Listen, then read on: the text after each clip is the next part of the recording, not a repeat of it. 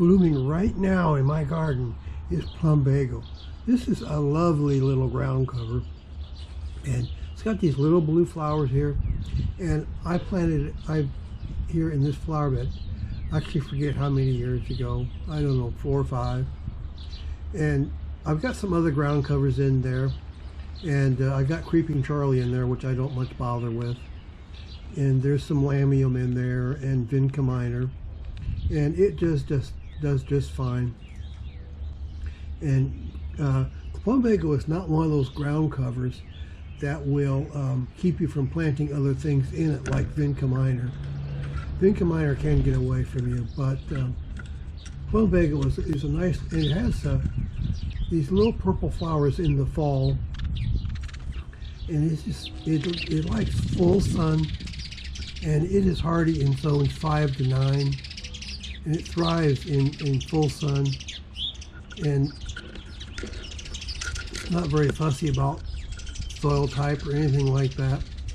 And actually, right here, I don't do anything to take care of it. I don't water this flower bed here very often at all. I have some flower beds I water a lot, but this one here I just about never water, unless I'm walking by with the hose running water everywhere.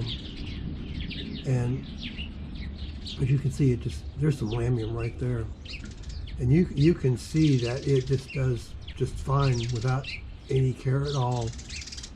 And so I just love plumbago, and it's just nice to have every. And one of the things that would be really nice is if you wanted to have some bulbs under planting, bulbs, but it's just a nice little ground cover. I don't, when I do plant bulbs, I don't much worry about what's underneath of them, because I have all kinds of stuff growing in with my bulbs, everything in the world. But if you wanted to have just nothing else growing with your bulbs, this would be a nice ground cover. Well, anyway, that's all about my plumbago, which is blooming right now in August 27th.